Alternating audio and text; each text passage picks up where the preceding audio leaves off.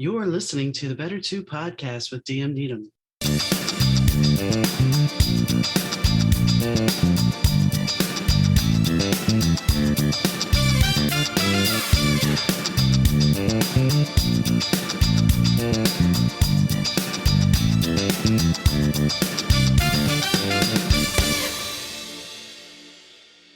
Hi gang, Donna here. Thank you for tuning into the Better Two podcast. I really do appreciate you being here. Whether you're listening on Audible, Spotify, whichever channel you're listening to, or watching on YouTube, I really do appreciate it. This has been a journey for me and it's passion. And this is the end of season 2, which is kind of hard to believe that, that's 42 episodes that I've done. And it's kind of exciting. So today I decided that I reached out to somebody that I thought would be an interesting guest. He has a new song coming out today. And I thought that, you know what? You guys deserve to hear his story. He's kind of a newer artist, even though he's done some other things. He was in a band called Papa Ya. He also has done some things that you may not realize he actually did. The DJ Kangaroo in the Super Bowl ad, well, he did that. But there's a little bit more to him than just those little jingles. And Papa Ya, he currently has 2 singles out. One is called Dead Days in Gatorade, and the other is Don't Feel Like Dancing. And today he has a new song releasing called Lose Somebody. This song and the other 2 were part of a collaboration project with Duran Duran's John Taylor. So Nate Merchant is who I'm talking about. And he likes to go by the name of Merchant. That's his musical name. So if you're looking for his music on Spotify, Apple, wherever you're going to look for it, look for Merchant. His social media is usually at It's Merchant. So what are we talking about today? Well, of course, we're going to talk about the song. And of course, we're going to talk about the collaboration. That's kind of a given. But his Better Two moment actually takes us to him making a decision about I don't want to say dropping out of school, because he finished 4 years of college, and that pretty much for most people is you're done. But he had this opportunity. He could stay in college, which is the safety net, and a lot of people would do, or he could move to LA and pursue his dream, which was music.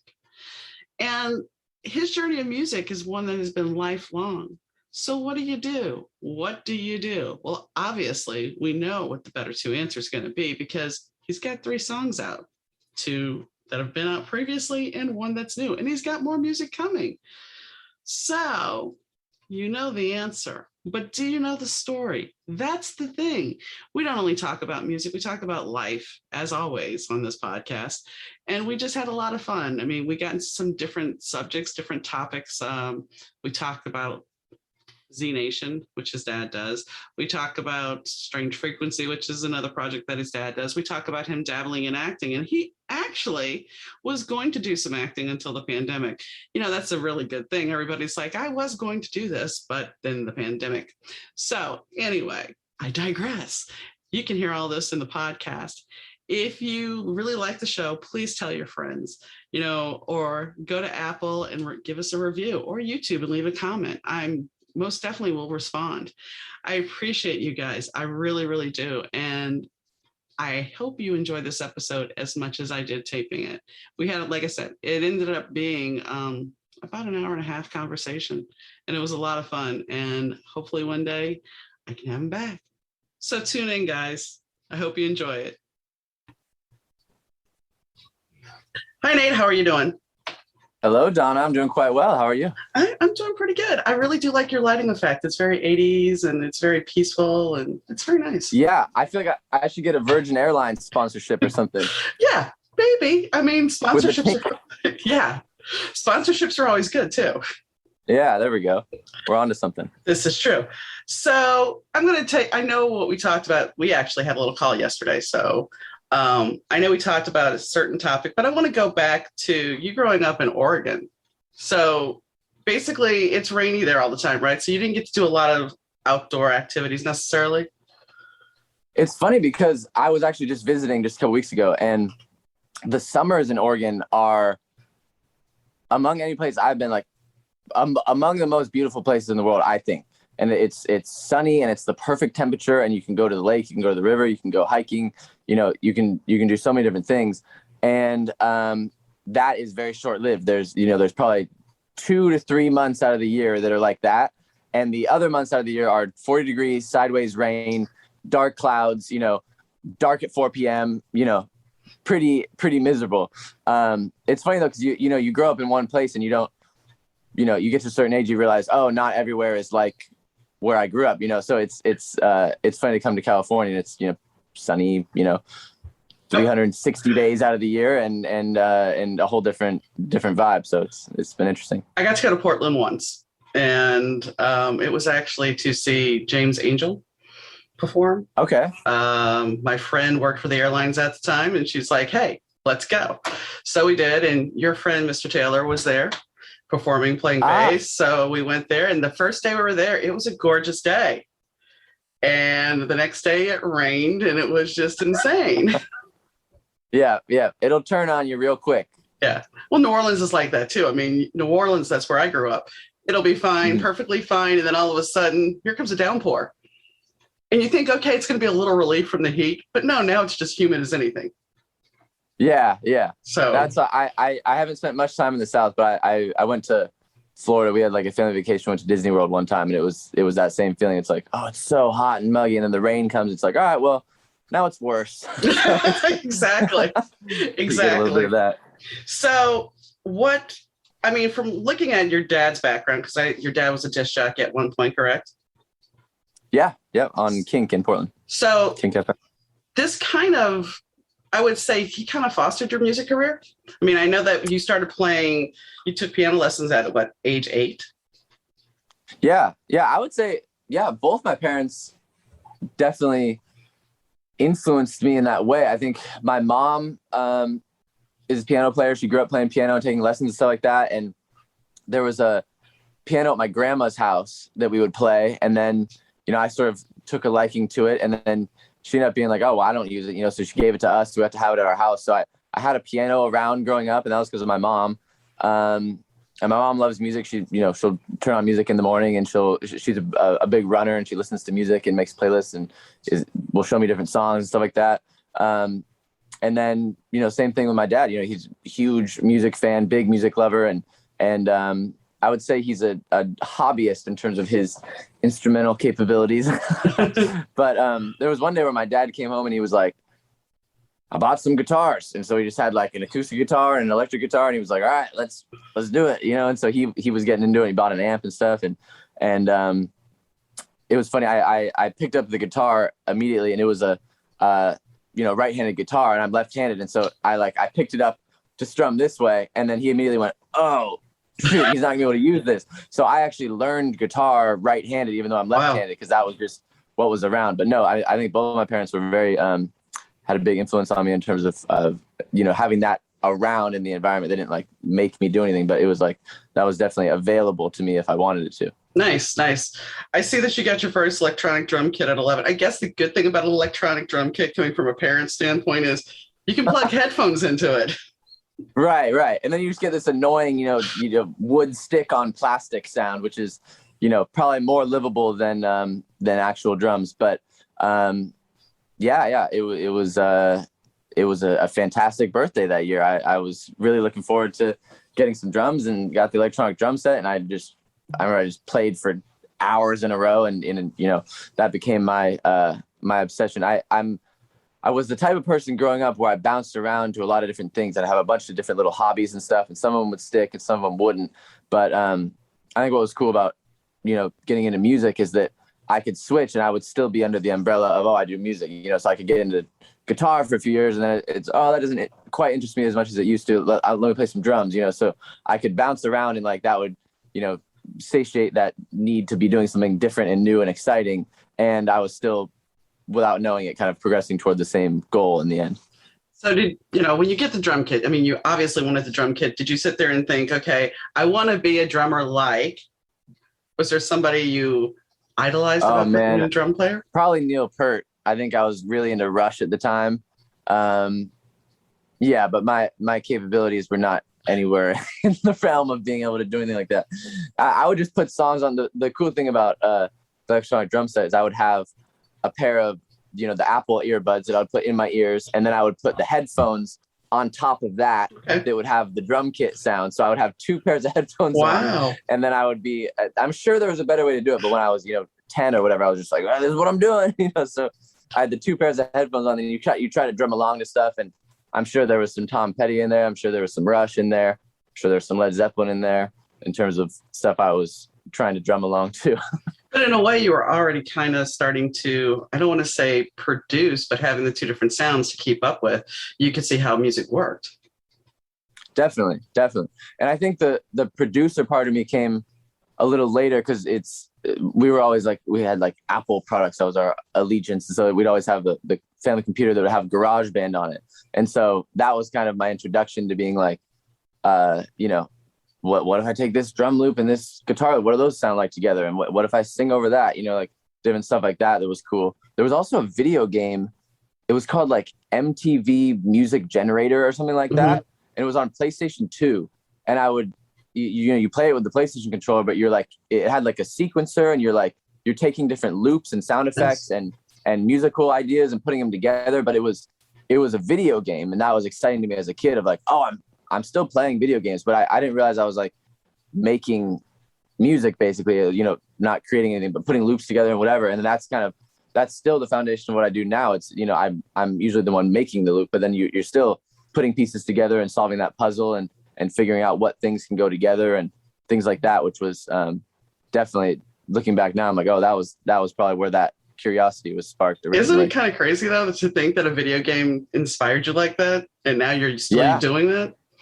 Yeah. And Guitar Hero was a big one too. I spent so many summers just playing Guitar Hero, just like trying to get everything down on expert and whatever. And my friends would challenge each other and stuff. And that was another one, and a way to get introduced to different music and stuff, because there was definitely gaps in what my parents weren't listening to that I found in other places. And that was definitely, there was a Guitar Hero 80s that I would play. So that kind of filled in a couple of the gaps of stuff that I wasn't hearing at home necessarily.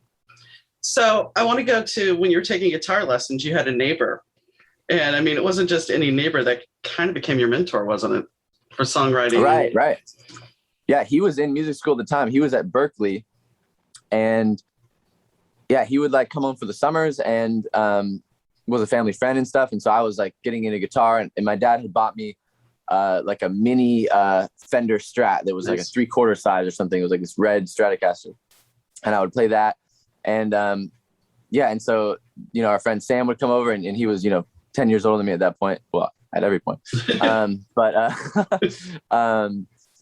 so he would basically just come in and say like, oh, like, what are you listening to? What songs are you liking? Whatever. And then he would just, teach me whatever song I was into and stuff. So it was kind of a cool way of doing lessons, because I was just learning the stuff I was liking. It wasn't like, we're going to learn this chord and that chord and this scale. And like, it was like, I was learning the songs I was liking, and it was learning music in the process. And so I think that's was a big foundation for me of how I learn music and what still excites me now. It's like, I'll still hear a song that, came out on Friday, and I'll listen to it. I'll be like, oh my gosh, I got to grab my guitar and then figure out how did they do that? And what, and kind of, I'm always like learning and taking things apart and trying to figure out, how did they make that happen? I think once you become a musician, you start dissecting songs. You can't listen to a song as a whole. Yeah, which is a blessing and a curse. I think sometimes I miss being able to just turn my brain off and just hear the music and stuff. And sometimes for me, that's concerts. So like when I'll go see a concert, I saw, me and my girlfriend saw Local Natives at the Greek a few weeks ago.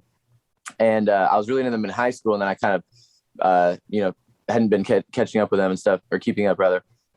And so a lot of the songs I was hearing were new for the first time. And I found myself just enjoying the music and not being like, oh, they're going to the minor 4 right there. I was just hearing it and was like, oh yeah, this is just being in the moment and enjoying, which is, is few and far between at this point, because I'm so analytical.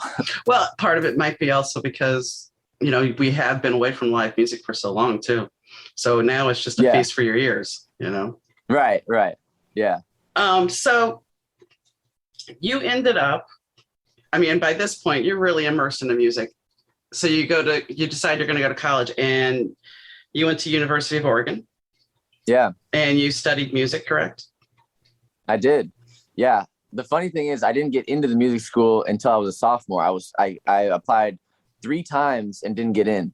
And so I was really bummed. And so I think we drove down to Eugene my senior year, and in order to get in, you had to like know all these scales and arpeggios and these different requirements and stuff and be able to sight read music. And I didn't know any of that. And so I just came in and I was like, I know how to play guitar and sing, and that's what I'm into. Like, this is what I do. And I played him a song, and I didn't get in. And I was like, oh shoot. And so I kind of realized, I was like, all right, I got to kind of play by the rules. Like, I'm not gonna be able to get in by just, playing him a song. And so I worked really hard for like 2 years, and I learned all the stuff and finally got in, which was a relief. But I feel like that's been my experience with almost any level that I get to in music. It's like, it's really not easy. Like you get told no a lot, like way more than you get told yes. And you kind of just have to be like, all right, and then regroup and then figure out what you need to do to go back next time and give it another shot. And so, I think those were good lessons. But music school at University of Oregon was a time. It was a time. And you told me yesterday, this kind of goes to your better two moment, that you decided against your parents' wishes to kind of say, I'm done. Exactly. Yeah. And the hard part about that was it was after 4 full years of school there. Uh-huh. So I did the 4 full years, and I think like a lot of people, probably not the majority, but a lot of people, it sometimes takes more than 4 years. And so I had the choice of, do I want to, moved to LA, which I think around the time of my sophomore year was when I started working with my mentor, Sam, and he was kind of, showing me about like the pop songwriting world and stuff like that, and all the stuff that was going on in LA. And then it kind of, that's where I had my eyes set, the last 3 years I was in college was like, oh, I just got to get to LA as soon as possible. And so my focus most of my time in college was on other things besides college. I was no. Yeah, exactly. And so, I was in my room a lot making music, and skipping class and just, I went to bed at 3 a.m. and had this new song idea, and I wake up at 7 and I start working on it again. It's like, it was just like an obsession for me. And there got to be a certain point where I was basically just in my room making music and not going to class or doing anything like that. And so I kind of got to the end of the 4th year and was like, all right, well, I can either stay here and keep, messing this up, or I can go do what I have been wanting to do and, give it a shot. And so that's kind of what I did. I said, all right, I'm just going to move down to LA and give it a go. How upset were your parents? I think my mom was more disappointed than my dad, but I think they were cool. They basically said, like, this is your life and you're going to have to deal with whatever the consequences are, and you're an adult now and you can make your own decisions. And this is what I would recommend, but, I'm going to love you and support you no matter what you do. That's awesome. Which is beautiful. Yeah. I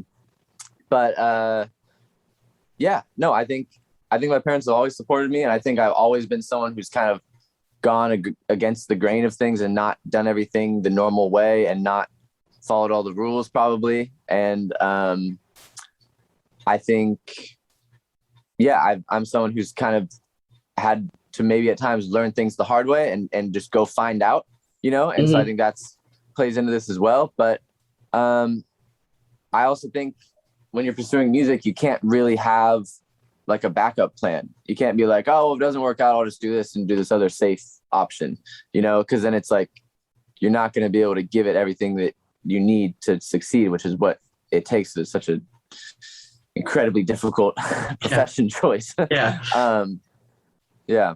I actually talked to somebody last night, and it was kind of funny because we had the conversation yesterday about this very thing. And as I'm talking to him, he's a musician as well. He's 31, I think.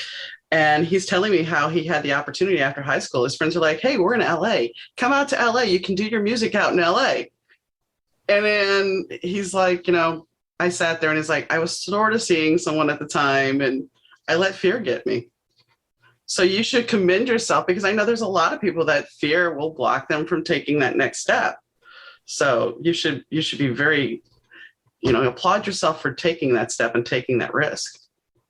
Thank you. That means a lot. I mean, I think I'm more afraid of the feeling of not going for something that I'm excited about. I think the feeling of what would have happened if I really gave it my all? Then maybe would it have worked out? Would I have gotten the fulfillment I wanted? Whatever. I think that is more scary to me than trying and failing. It's the big what if. And somebody once told me, there are no memories without the risk. And that's the truth. I mean, you have some fantastic memories now, I'm sure, because, once you leave, you have a band now. You start. Right. And how did Papa Ya come about? Yeah. So that was me and my buddy, Alex Sacco. And we were roommates my freshman year of college in the dorms. And then we reconnected again senior year, and we lived in a house together, and he had his studio on the second floor in his bedroom, and I had my studio in my bedroom in the basement. And so it was a very loud house. I'm sure. And I feel bad for our old roommates, but yeah, we just had this idea. We were driving around one day, and he was like, "Oh, do you want to start like a side project together?" And I was like, "Sure." And so we just started making a bunch of music, and yeah, so we made music all senior year, and then we didn't put it out until 2016, which was like a year after. And it immediately started like doing really well. So my kind of like, oh, move to LA to see how it goes was like, oh, this is like sort of instantly working really well. This is nice. Yeah.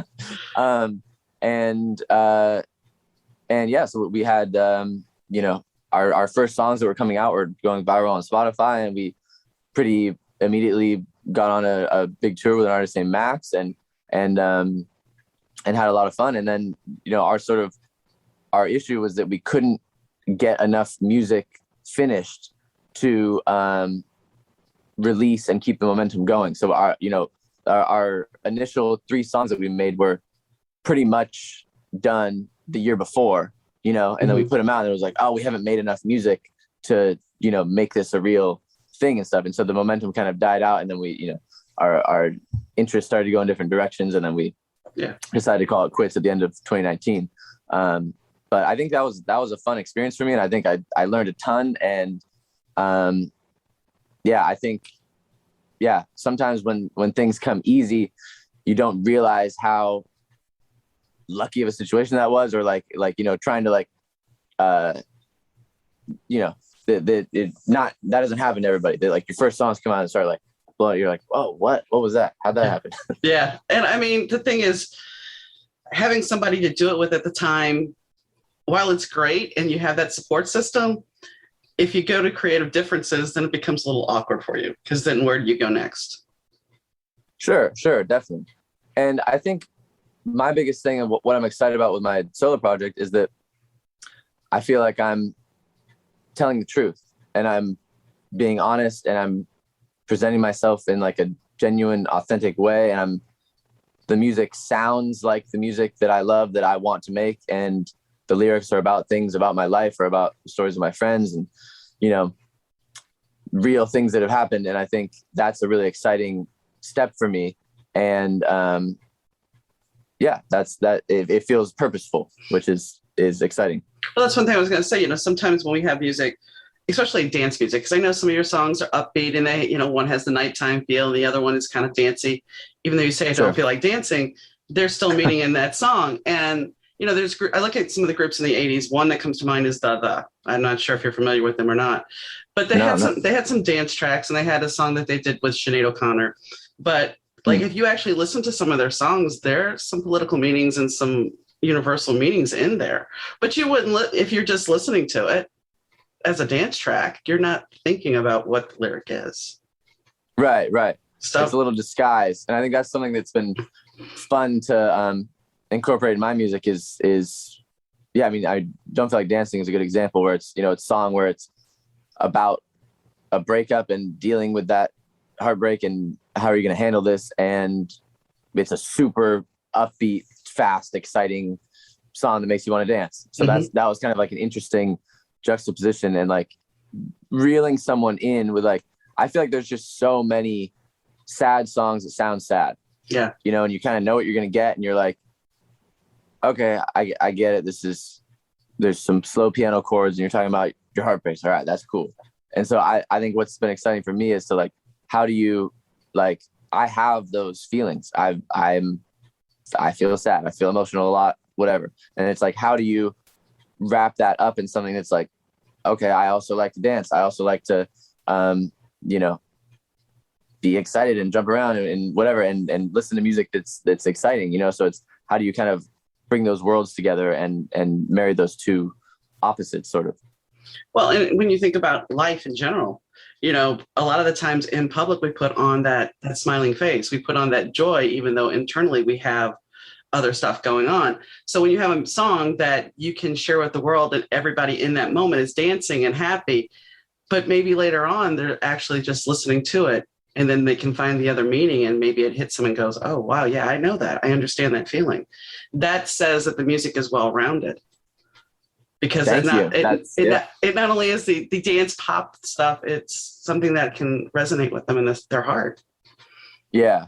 And I think that's how like we operate in society too. Like you're not supposed to walk around with all of your stuff hanging out about sad. You know, it's like you see someone at the grocery store. Oh, hey, how are you? Good. All right, I'm good too. All right, good to see you. Bye. You know, like it's like you're supposed to be good all the time. You know, and so that's kind of the facade of the music and the sonic landscape is that, you know, I'm good. And then underneath is the lyrics of like, okay, not so good, you know, like here's what's going on, which I thought was something interesting. It is to say and do. It is. I mean, that's been this year. I mean, when you think about 2020 and 2021, we have had a lot of people that are smiling and acting happy, but there's a lot of sadness going on. I mean, absolutely. There's been many times. I lost my husband last year, and I'm not bringing this up for a big major thing. I can do the podcast. When it came around to the year anniversary, I was still doing the podcast. I was taping the podcast, and I'm all smiles and everything. And then I'd log off and I'd be in tears because it's a year, you miss them. But the whole thing is, to the world, you put on the persona. And that's what you do in your music. You're putting on something that they can find joy in, which is something that is a saving grace. But, and I have to ask you, when you're writing, do you ever find yourself maybe near tears when you're writing lyrics? If you're really digging deep? Definitely some moments, definitely.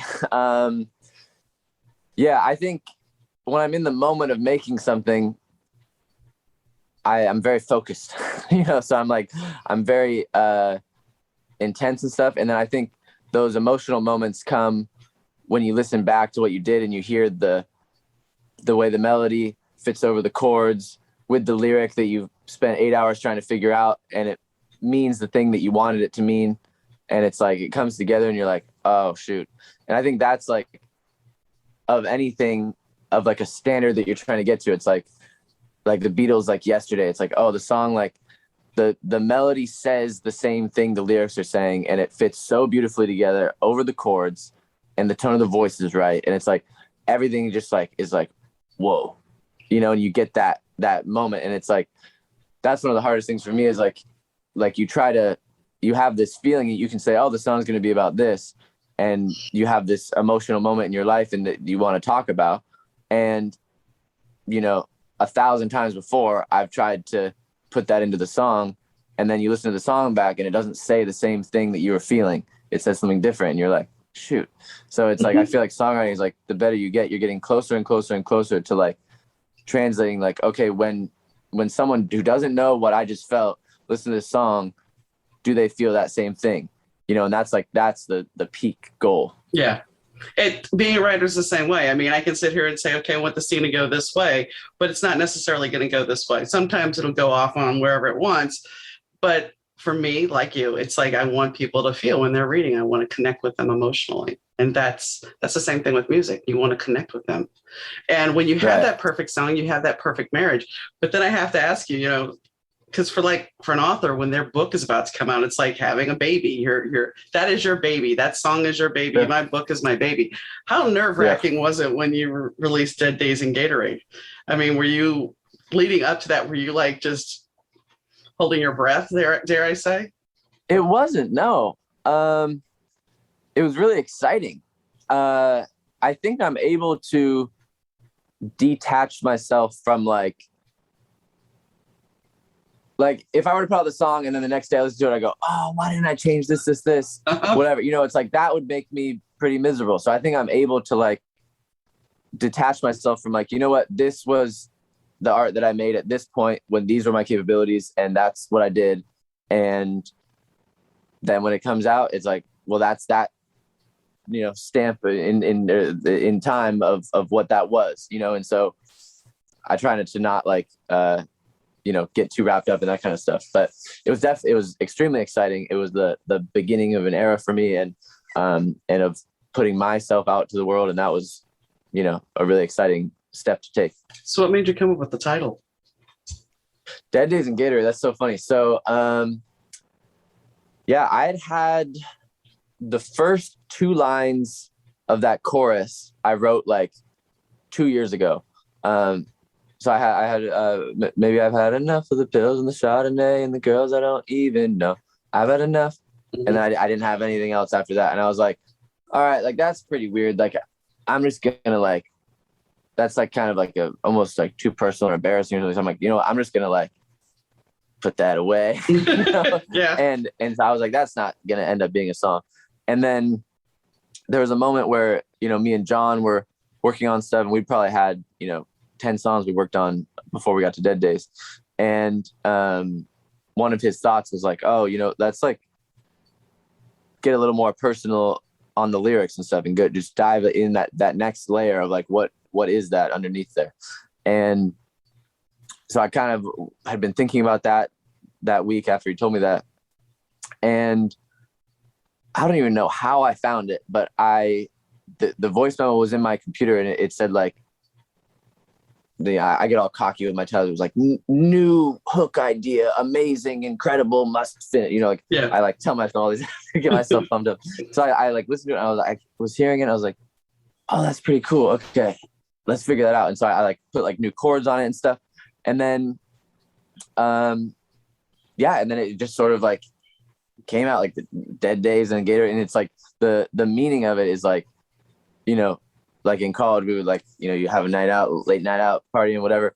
And then it seemed like everybody I knew had like a Gatorade by their bedside for the next day to like recover or whatever. Yeah. And that was kind of like before we discovered Pedialyte. That was that was the fix. Yeah. And so it kind of just like all fit in with those days of like, all right, those are the wild days for young Nate. And it kind of was that time that, of leaving that behind and figuring out like, all right, I've had enough of that. What else is out here for me in the world that is going to fill me up, Mm-hmm. And so that kind of is where that came from. I think, both that and prior, when you were saying you're able to detach, I think your time with Papa Ya actually allowed you to, how do I say this? Detach, be able to detach because you know what that success is like. And sure. You also know that, okay, I don't want to be known for beach music. While I wanted to do dance music still, I wanted to have meaning and feeling. So once again, going back to that experience you had, it taught you a lot, like you said. Definitely. I think, yeah, you get used to like, oh, millions of people have heard this song. And then you start reading the YouTube comments and like a lot of them are nice. And then some of them are like, oh, this is the worst song ever. And you're like, you get used to like, okay, like some people are going to like this, some people aren't, whatever. And then in that case, it's like, I think one of the lessons is like, okay, well, this is going to be out here and it's going to be forever. So I want to make sure that I say something that's real, And so that was something that was made important to me. And I think, everybody probably learns different lessons from things, but that was, for me, that was like, all right, that is the at the top of the pyramid for me of what's most important. I do have to ask, on Instagram, you posted an outtake from your video. And John's making a right turn and then there's the lovely truck horn. Did you guys like, oh my God. Oh, wow. Yeah, that was real. That actually happened. That was my house is right around the corner from there. So we had the crew, we had like 2 cars. So we kind of had this caravan and we were in the front with the cameras all rigged up on the car. And we were getting ready to make the first pass to go over to Sepulveda and start, doing the first rounds of the video. And so we were filming the song was playing, I'm mouthing the words, you know, like we're doing it. Mm-hmm. And yeah, John just like made this right. it was a free ride. He was allowed to make that turn. Yeah. But I just, maybe he didn't see the truck coming or something, or they came up quick or whatever. But yeah, so he turns right, and then it's you know, and I'm just like, I feel just like a jolt of like through my body. I'm like, oh my gosh. So he, you know, revs it, and we speed away. But that was definitely funny. And so I think that kind of marked the start of the video. It's like, all right, got that out of the way. Now we can do the video. I mean, I saw that and I was like, when I knew you were coming on, I'm like, I'm going to have to ask, because I know that had to be a funny moment. Even though it had to be a scary moment at the time, you have to look back and laugh at it. Because, I mean... Yeah, I mean, what's funny is, like, it felt like, oh, my gosh, this truck is going to drive over us. You know, like, it felt like... Then you see it on the video, it's like, all right, there's, like, 15, 20 feet. You know, like, we're okay. But in the moment, I was like, all right, this is it. We're the first time we're going to die. Well, look at it this way. If it would have happened, at least you were doing something you like doing. I guess, yeah, there's the silver lining, positive. So you've done a lot of, I don't want to say a lot, but you've done some commercial work. You've done some work for television networks. You've also did a track on Z Nation. I did, yes. So do you enjoy doing that type of stuff more, or is that just kind of the bread and butter? Yeah, I mean, I think it's really hard to support yourself as a musician, as an artist, whatever. So I think any way that you can find to support yourself while you're pursuing your dream is a positive thing. And you can do the starving artist thing and just be getting by and whatever. And that's like really difficult, you know, or it's like, I think it's really amazing that I've been able to find ways to, you know, get paid to still do music and have time to do what I really love, which is, you know, pursuing my artist projects and things like that. So, yeah, no, I definitely think it's cool. And it's like, I try to find the joy in whatever I'm doing at the moment, you know, like whether it's for a Yellowtail wine commercial, it's like, okay, well, I'm still having fun programming these drums and playing these guitars and, you know, cutting it to fit the picture. And what, you know, whatever you're doing is like, you try to like, you know, enjoy it, you know, and not think of it as like, oh, this is the thing I'm doing that I have to do so I can do this other thing. It's like, no, I'm trying to like, you just, you know, love my life, you know. you're still doing something that you love. You're still making music. I did see that you had a small role in your dad's documentary. Did you ever entertain in acting? I mean, would you? Yeah, I walked down the steps or something and played like a young version of him or something. But yeah, that was extremely smart. It was like 3 seconds. But would you ever think of doing any more acting, or is the video world just enough? No, sure. Yeah, I had a role in a movie that my dad was doing that got canceled because of the pandemic. But no, it's definitely something I'm open to, and yeah, I would think would be a fun pursuit as well. Did you ever think about being a zombie on Z Nation? He asked me if I wanted to, and I was like, I don't know about it, because you got to sit there and do the makeup for so long. It's like, I think my cousin did it or something, but like, no, there was a definitely talk of that, and I was like, I don't know if I can do it. But I did a couple of songs for the show, and a couple of them I got to sing on, and a couple of them I didn't. But yeah, it was fun to be involved in what he's got going on. Yeah, my husband loved that show. He used to watch it. No way. Yeah, he loved it. Zombies are not my thing too much, but he loved it. It was just like, okay. He's like, when is the new season? I'm like, I don't know, but yeah, give me Zombieland, so funny zombies, yeah, but scary zombies. Not I feel you. Yeah, no, I'm with you. I'm not super into zombies, but try to support the man, whatever he does. So I understand. Which I'm going to kind of tie this into something. He did the show called Strange Frequency, and I know this is kind of how John and him intersect. But I have to say, for the people that haven't seen it, if you can, I don't know if it's on YouTube or not, the bit that John Taylor and Taylor Holland do about the hotel room, where John plays the messed up rock star and she is just the prissy housekeeper, is awesome. It's hysterical. It's incredible. Yeah. So this is how they intersect and this is how they meet. So how intimidating was it for you to meet him the first time? Or was it? I don't think I was intimidated yet, which is funny because I saw him as one of my dad's friends. And I met a lot of my dad's friends. And, one time I was like, I don't know, 7 or 8 or something. And I met Roger Daltrey in a hotel room because he was the host of the Strange Frequency show. And I think what I took away from that was the thing that got me the most excited is he told me he was on The Simpsons. He's like, I was on The Simpsons, and I'm like, whoa, cool. It's like he's like Roger Daltrey, and I'm like, yeah. I'm excited he's on The Simpsons. So I think there's been times where I've met people through my dad or people, my dad's friends with or whatever, whether they're, successful or not. I just kind of thought of John as like, oh yeah, it's like my dad's friend, cool. Like I like Duran Duran and stuff like that. But then it's I don't think I got intimidated or really nervous to be around John until we started working together, and I was like, oh, okay, now it's like I have to prove myself as a collaborator. And so that was kind of when I started to feel more of those feelings. When you first presented your music to him, and that was what, back in 2016 you first showed him stuff? That was when I showed him the first songs, which I showed him a few Papa Ya songs and a couple other instrumental things I'd done. And I mean, that takes a lot of guts to go to someone that's been in the music business for so long and say, hey, can you check this out for me? I mean, definitely. Yeah. I think I had even done some songs in 2013 that I think my dad emailed him to him or something. And he was encouraged. He basically said, keep going, keep working on it, whatever, which I was like, okay, cool. So I think that's something that you have to be okay with. If you're going to do music, you have to be okay with playing your songs to people and opening yourself up to whatever they're going to say, positive or negative. So I think by that point I was kind of used to all right, what's the worst he could say? I don't like this or something. All right. So he didn't say that. He said, this is cool stuff, keep going, whatever. It was super encouraging. He even I played him this instrumental song, and he was like, you don't even need vocals. He was like, you just get on stage with a drum and just dance around with the drum. He was dancing around the hotel room. And so he's just a character, and he's just so full of life and energetic and stuff. And so that was a cool experience. And I mean, I left that day being like, oh, this guy's awesome.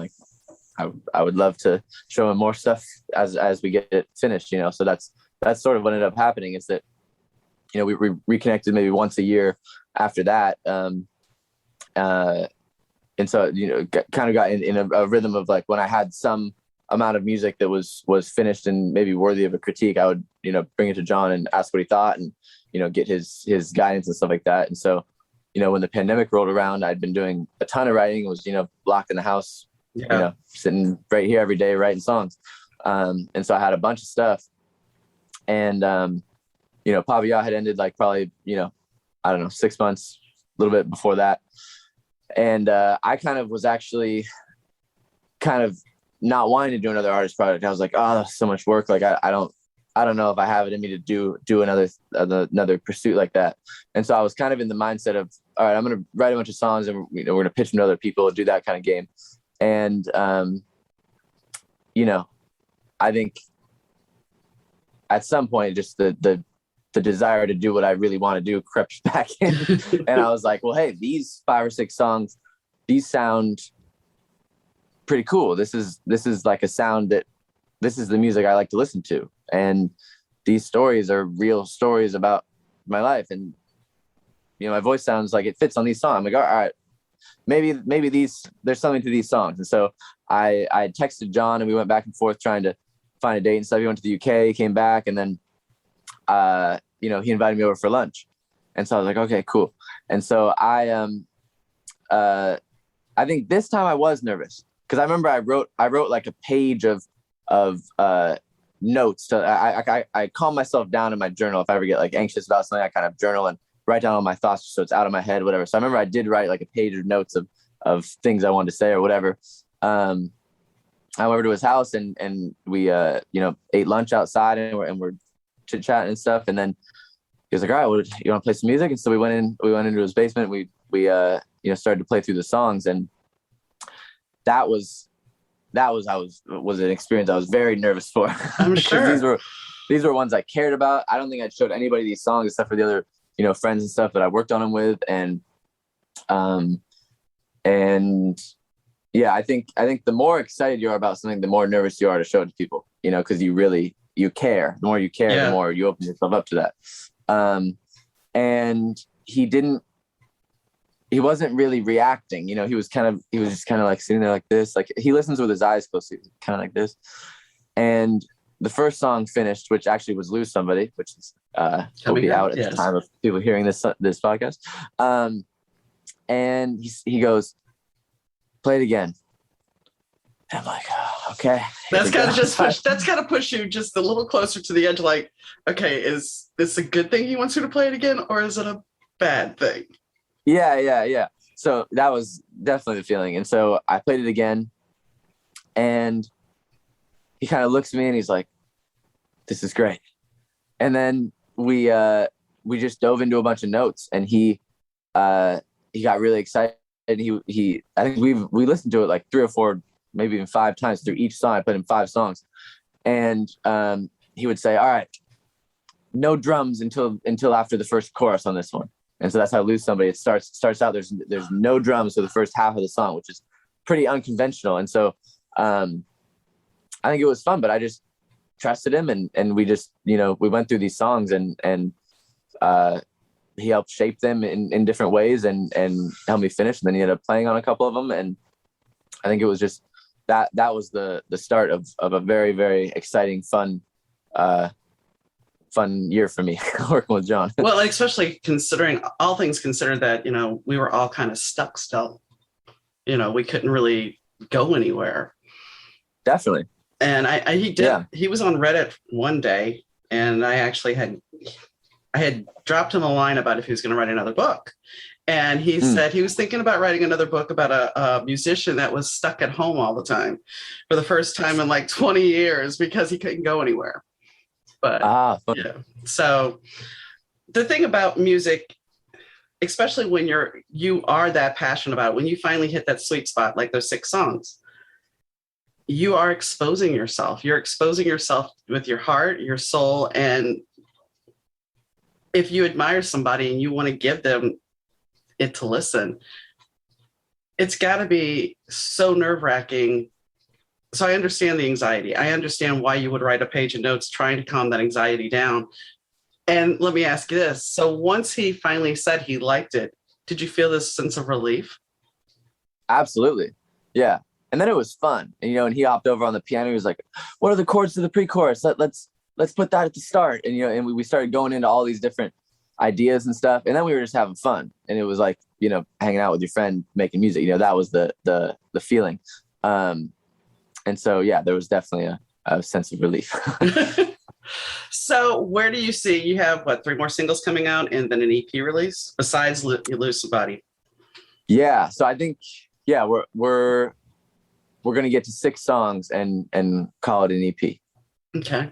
And then are you doing another EP later, or you're not sure? Yeah. Yet? So basically the Nate and John portion of the project is like 10 to 15 songs. And so we basically divided it into 2 different projects, which is, going to be the first EP, the second EP, which we'll start unveiling in 2022.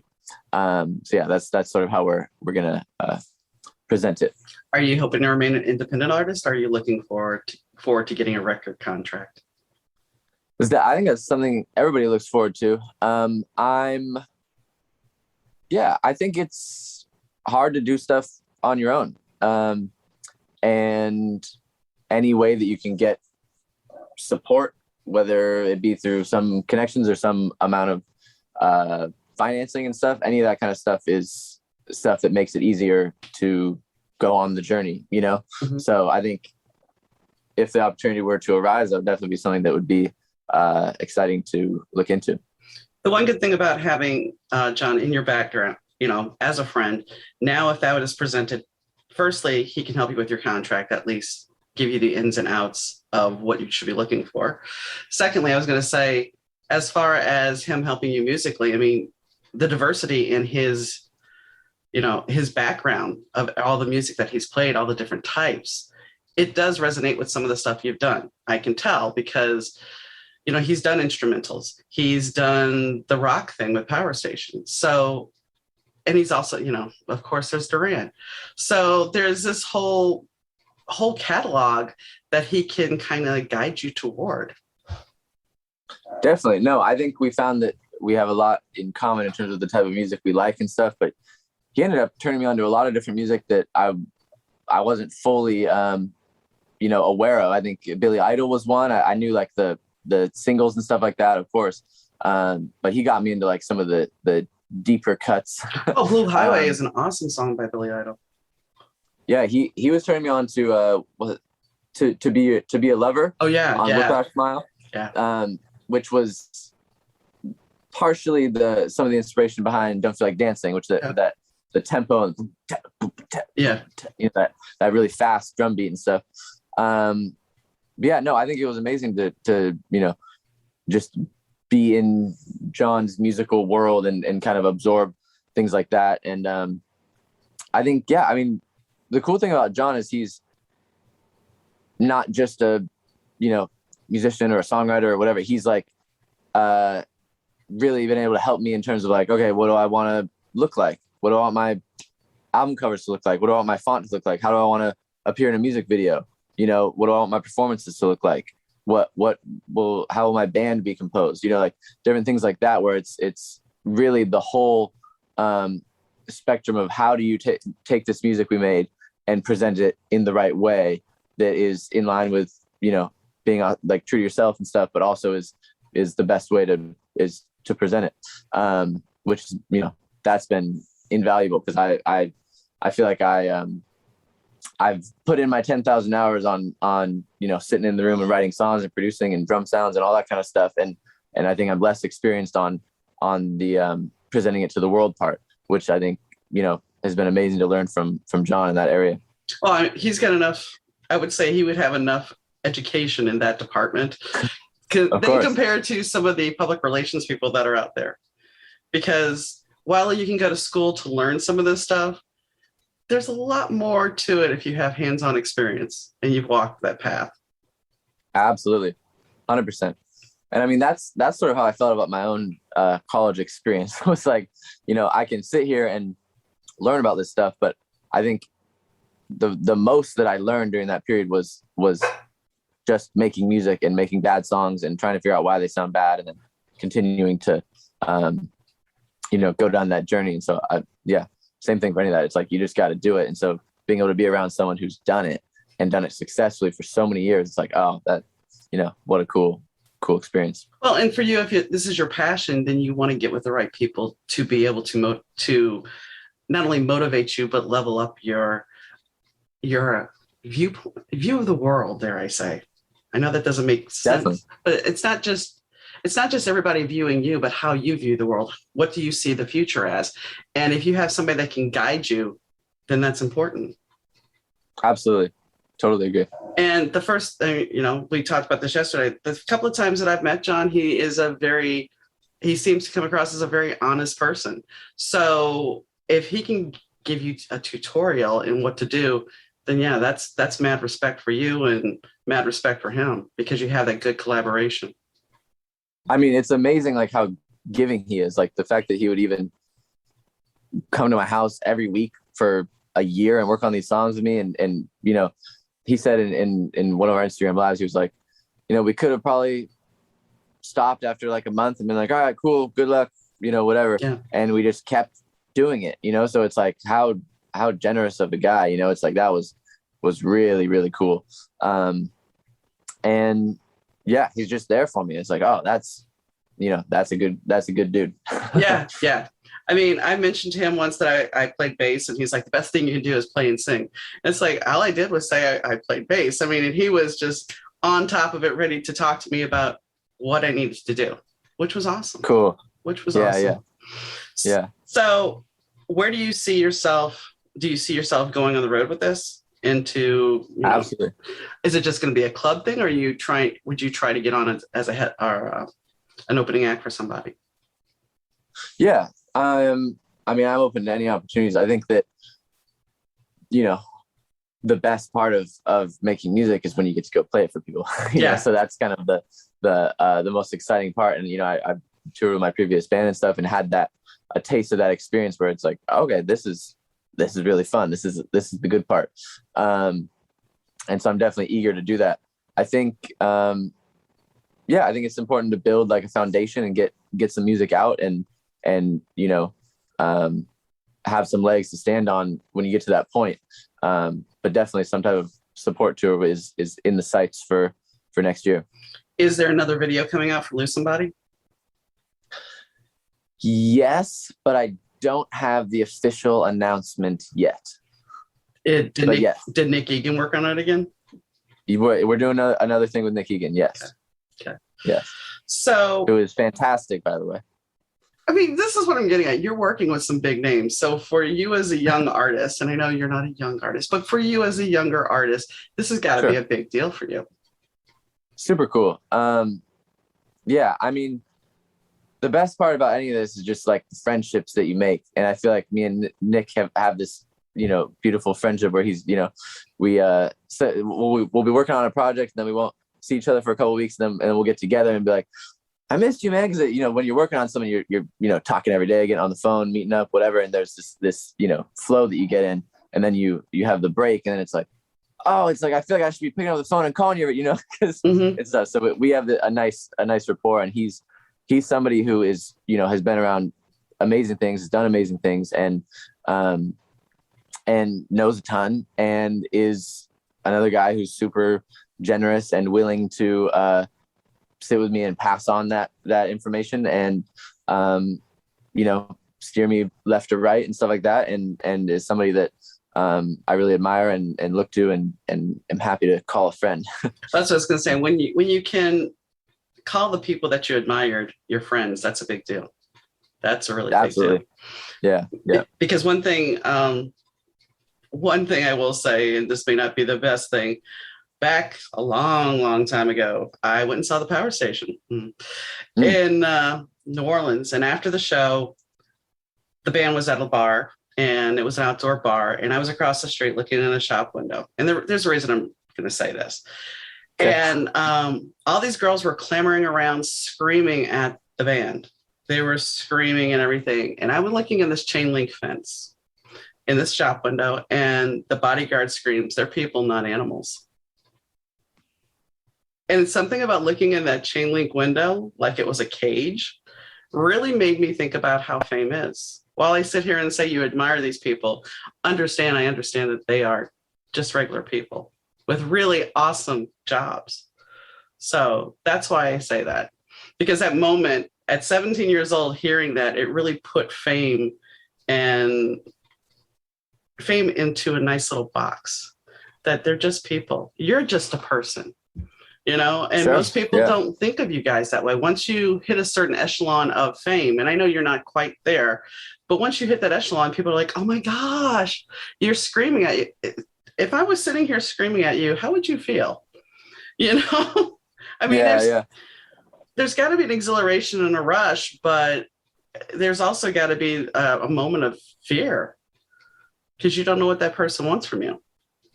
Yeah, definitely. I mean, I think it's interesting. Like, I've had that feeling where it's like, oh, I'm going into a meeting with the head of this guy who's this, A&R for this big company or whatever. And then you start to go, oh my gosh, what's he going to think of the songs, whatever.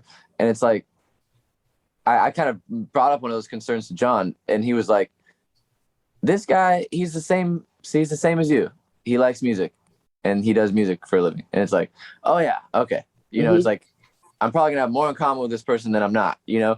And so it's like, I think that it's the same of anything. It's like, oh, this guy's the CEO of Nike or whatever. It's like, yeah, he's just like a guy and like eats food and has a family and like whatever, so it's like, everybody's just like a person. And,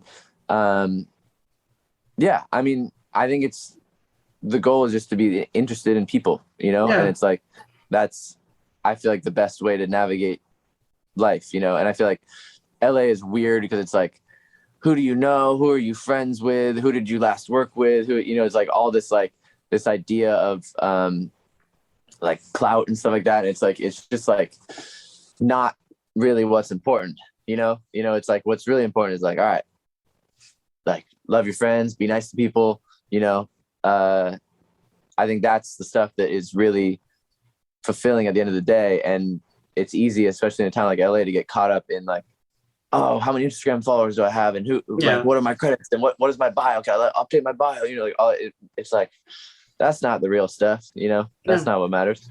No, because let's be honest, social media is going to tell you whatever you need to hear at that moment, and then tomorrow the algorithm could change, and nobody knows who you are. Sure. But then you can take that back to the music industry or writing or whatever. 1 minute you can be hotter than anything, and the next minute you can be, who are you? Yeah. And especially with like, I feel like me and my peers at the similar level that I'm at, it's like you have your huge goals and stuff, and you want to do this and that, whatever. And it's like, okay, well, what happens when you get that? Then it's like, all right, you're probably still not fulfilled. It's like everybody knows, okay, money doesn't make you happy, fame doesn't make you happy. It's like, well, what makes you happy then? So it's like, I feel like while pursuing like my passion and what I'm excited about and stuff, and wanting certain things and whatever, it's like, all right, yeah, I would love to go buy a house, so that's great. But it's like, what am I going to do when I'm sitting in my house and I wasn't there for my friend? You know, It's like, okay, well then what's the point at the end of the day? You know, so I think it's like trying to like figure out, you go on both journeys at the same time. It's like, okay, how do I be good to people? How do I be a good boyfriend? How do I be a good son? How do I be a good friend? Whatever. And then also, you know, how do I try to figure out how to, explore my talents and gifts and, you know, become great in that area as well. And then if success happens, great. If it doesn't, you know, you've got your actual life to, you know, have as well. One thing I've learned about talking to other people on the podcast, it's about expectations. And, you know, have your own expectations. Don't necessarily put it on other people.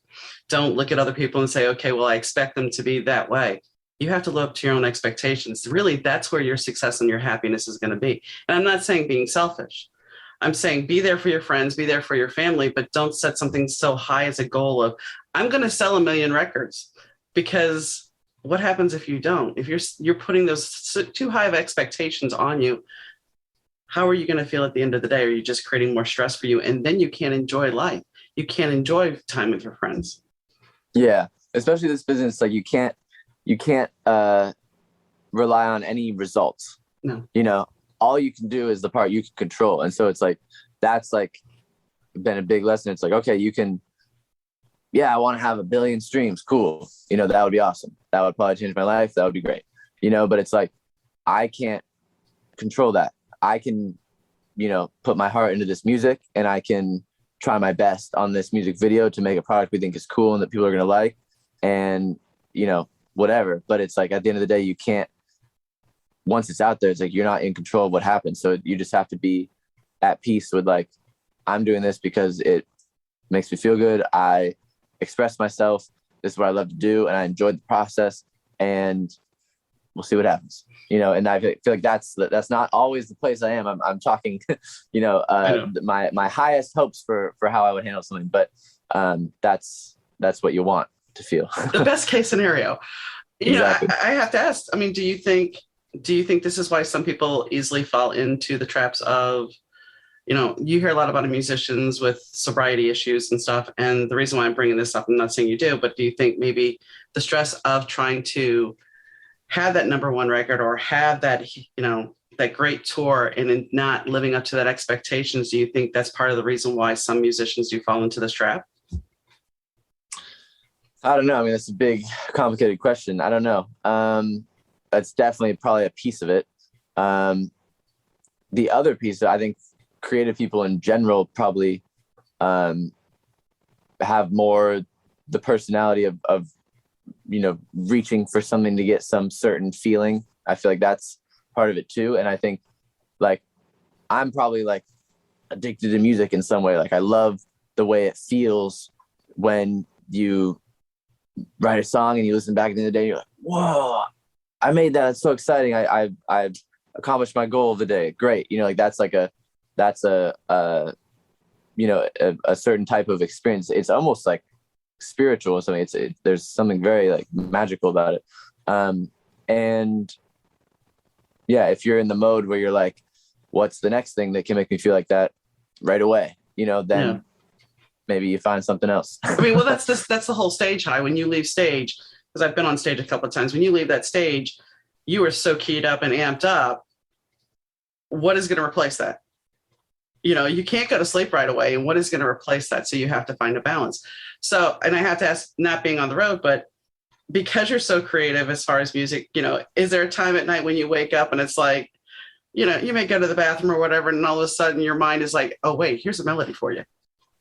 Absolutely. Yeah. No, I mean, I'm a big voice memo guy. Mhm. So I have my voice memos app on my phone, and at the weirdest times is when you start to get an idea. And it's like, I used to be like, oh no, I don't want to record that right now. I want to go to bed, you know, whatever. Mhm. And then you miss it, you know, and it's like, that could be something. And a lot of times maybe it's not as good as you thought it would. You're like, you wake up and you go pee or whatever, and you're like, oh, I've got this idea. You record, you know, and then you listen in the morning, you're like, not going to work on that today. You know? But then sometimes you get one and you're like, oh, wow, what was that? You're driving randomly. And you know, I drive with no radio sometimes, because it's like, I'm just hearing music all the time. So it's like, sometimes you just want, I probably seem like a psychopath just driving with like in silence. No, but nice.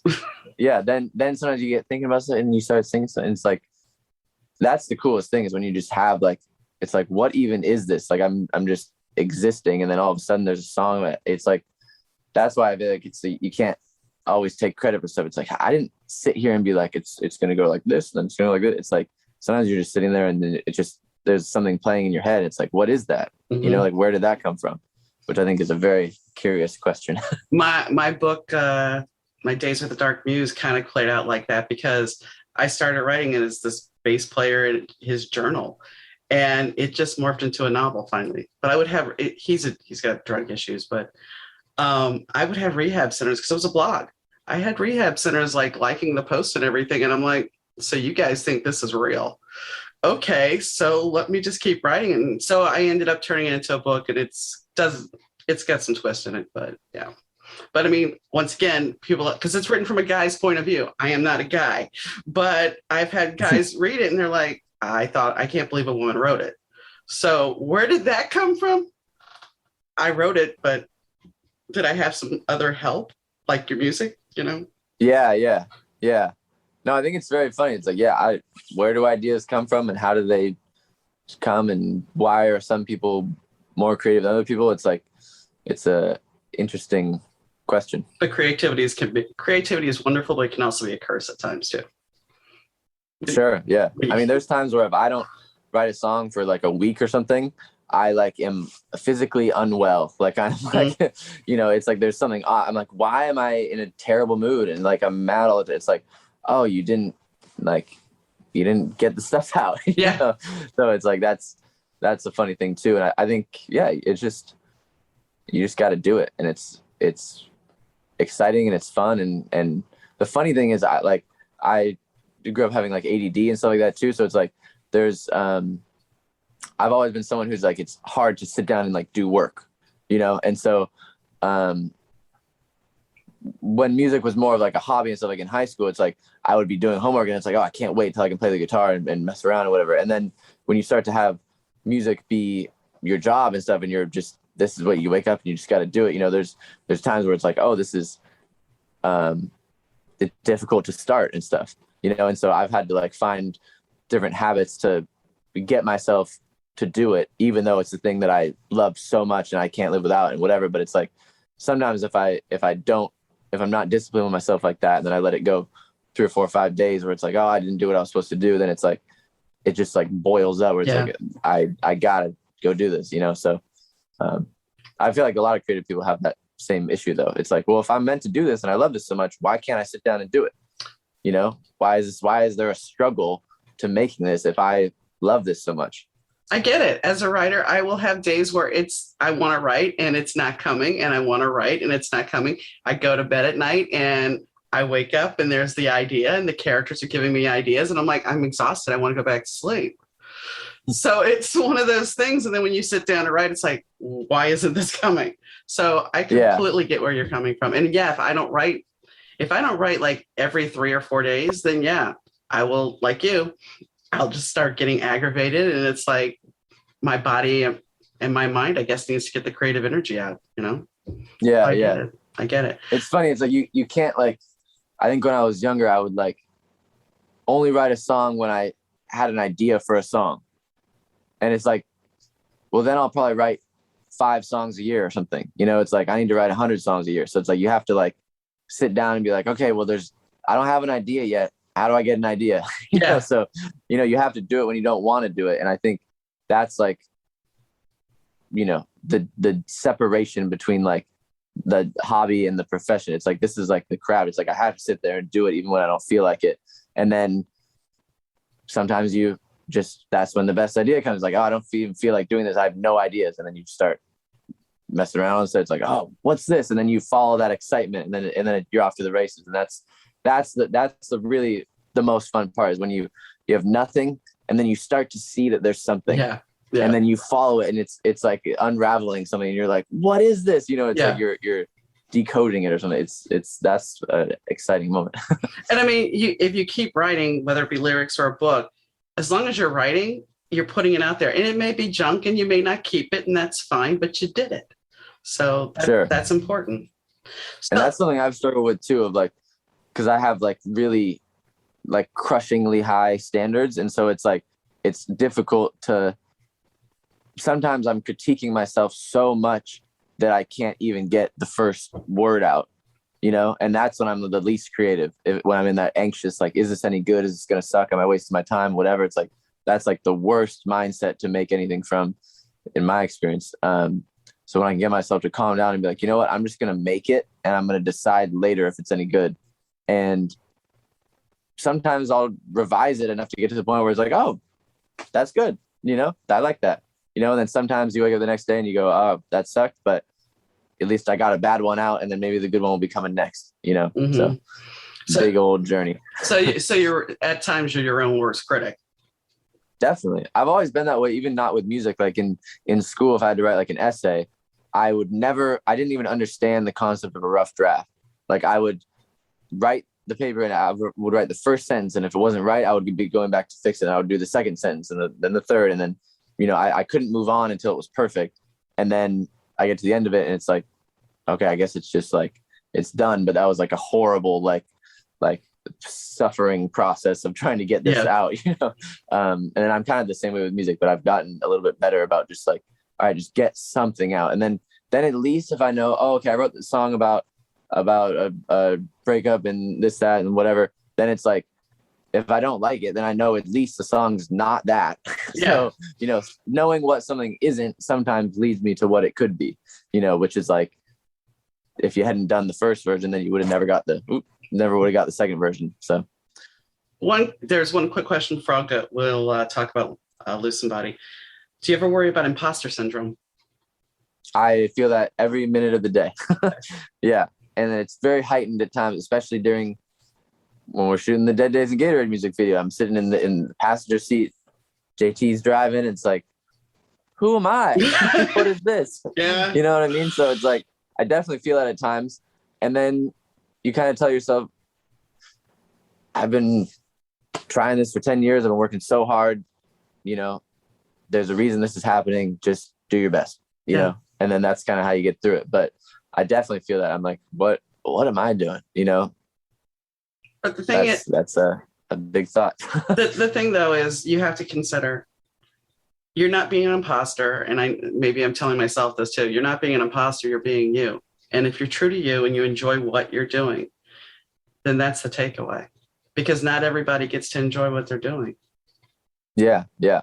And you have to enjoy it. I feel like my whole life, I've just looked to the next thing, you know, and in high school, I was like, I can't wait to get out of this town. I want to go to college and get out of my parents' house and whatever. And then in college, I was like, oh, I can't wait to get to LA. I hate it here, whatever. I don't even like college. And then in LA, it's like, oh, I can't wait to be on this tour playing this show. I can't wait till this song comes out and then this happens. And I want to get a record. And it's like, man, just like enjoy 1 minute. You know? Yeah. And then you look back and it's like, sometimes I look back and I'm like, oh man, those high school days were so fun. It was like, didn't have any bills. You just, you know, drive around, you have a good time, you hang out with your friends, you do a little bit of school. School is not hard at all. It's way harder in college. Life's 10 times harder than any school ever was. And it's like, you know, you look back and it's everything's remembered so fondly, and it's like I worry that nothing was enjoyed in the moment, so it's, you try to go, okay, well, I'm in that moment now, so how do I enjoy now? Because in 10 years I'm gonna look back at now and be like, oh, what a cool time living with my brother in LA, and we were doing whatever we wanted, and no kids yet, no responsibilities, so it's, you try to stay in that moment. You have to. I mean, I understand completely, because I went from New Orleans to Shreveport, and then in Shreveport, I'm like, me and my friend are like, we're going to go to Dallas and we're going to start a band. Okay. And we did. We went to Dallas, started a band, and then I met my first husband, and then we went to Indiana. Nothing wrong with Indiana, but we were living in the middle of nowhere. And then one of my friends is like, you should move to Chicago. Okay. So I moved to Chicago. So it was just, I understand. And then back to New Orleans and back to Chicago. So I get it. You just, and you're always looking, going, well, I'm going to do this now. I moved to Chicago the second time because I'm like, I'm going to get into acting. I'm going to work on acting. And I did do some stuff, but I didn't follow through because I got chicken. I wanted the security. So if you have the security to be able to do what you're doing and enjoy what you're doing, then do it. There we go. Yep. So Lose Somebody. It's coming out. It'll be out the same day this is out. So most likely you can hear this and hear the song and everything. So what made you write it? Geez. I mean, it was right in that period. I think I started it in June of 2020. And I was going through a guitar pedal phase. And so I was like, I would sit on my floor in front of my amp for just like hours and just like making different like loops and trying different things and whatever. And so I was sitting there, and then I had the start of this chorus idea is, when you lose somebody, and it, sometimes I'll start like that, and that happened with Don't Feel Like Dancing too, where I had this chorus lyric and then you work backwards and stuff. And basically it ended up being about, a relationship that a friend went through where, they kind of put their all into this relationship and stuff, and then kind of lost themselves, like their own sort of identity in the relationship. And you realize you lost that person, then you lost who you were too. It's like, oh, dang, and so that was kind of a concept that was really interesting to me. And yeah, so I mean, I had the start of the demo of the song, and I've been working on a bunch of stuff with my buddy Isaiah Tejada, who's an incredible producer, and he jumped in on the song and played some amazing synths and programmed some drums and did some great stuff on the song. And it was a very collaborative process. I brought in a lot of friends and stuff to work on the song, and I brought in my friend Sam, who was the guy who taught me guitar lessons as a kid and mentored me in songwriting, all that kind of stuff. And so we were solving some melodies, and then we brought in my friend Jesse and worked on some lyrics and stuff. And so we had the whole team process that was really fun. And then that was the demo that I originally played for John that first day. And then John and I came in and took the record from 70-80% onto the finish line, which was an exciting process. So I'm very excited about Lose Somebody. It's one that's really close to my heart. Well, and that being said, it's something that is a very universal issue, because whether you're married to somebody for a long time, like I was, or you're in a relationship where you invested, especially as a younger person, we tend to invest so much into our partner. We want this to be the one. And right. When that ends, you have to discover who you are. So I can, once again, back to losing a husband, I had 16 years with him, and all of a sudden I had to rediscover who I was. So it's a very universal thing. Yeah. Yeah. And I think when you're with somebody, it's like you try to like grow together. You try to like get interested in the stuff they're interested in. They get interested in the stuff you're interested in. You talk about everything and you do everything together. And if it were to not go well, then what happens is that power dynamic is maybe shifted, and one person is getting interested in the other person's stuff, and the other person's not getting interested in their stuff. And you get swept away in this thing. And it's like, and then you get to the end of it. It's like, oh, well, who am I as an individual and stuff? And so, yeah, I mean, that's like the super zoomed in perspective of what the song is about. But I think in general, it can relate to any sort of loss, Yeah. And I think something that was interesting is we posted a teaser of it, probably, like 6 months ago or something on the Duran page and on my social media and stuff like that. And the responses coming in were crazy. And it was, you know, I lost this person in my family, and you know, this song really means a lot to me, and things like, you know, stuff like that. And it was crazy to see how people were reacting to it, you know, in kind of the larger scope of what lose somebody could mean.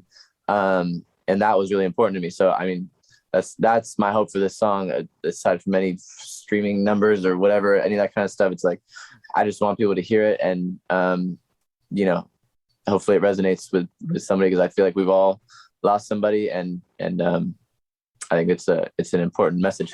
Well, and with that loss, there's always that void of, whether it be if the person passes or the relationship ends, there's that void of that person isn't there for you anymore. Whether it be their laugh, their smile, whatever, it's missing. And so how do you fill that void? And then, yes, you also have to learn who you are. So it's a multifaceted thing. Definitely. So I thank you, Nate. I know it's been a little long. I think it's been fascinating. I've had a lot of fun doing this. Anything else? Me too. Anything else you want to tell the people before I sign off? Oh boy. Well, I guess I'll plug the song. Go listen to Lose Somebody on Spotify, on Apple Music, anywhere you find your music. I hope you enjoy it. Thank you guys for listening. It's really appreciated. You know, Nate is, you know, he's got a good personality. He has some interesting stories, and his life is a little bit of interest. So I look forward to him having much success. And I hope you guys like his song and check it out. If you haven't heard it, you must. It's a great song. And support him. He's going to, you know, I think that in 2022, he will be someone that you need to take notice of. So if you enjoy the podcast, as I said earlier, you know, let other people know, because you never know what somebody might find fascinating, whether it's this episode or another episode. My episodes usually, you know, depending on what it is when you tune in, you never know what the story is going to be this time. So, you know, if you want to support the show, I have a Patreon account, or, you know, just send a message. If you really want to be a guest on the show, send me a message and we can talk about it. So I hope you have a great day. And this is the end of season 2, which is really kind of crazy to think about. Season 3 will be launching shortly. I'm going to take about a week off, and then I'll be launching it. And I have some good stories coming up for them as well. So, and season 3 is going up to 3 episodes a week, and there's going to be 24 episodes total. So yeah, a little bit of change there, folks, but I hope you enjoy it, and you know, hang in there. So I'll catch you next time. Bye. You are listening to the Better 2 podcast with DM Needham.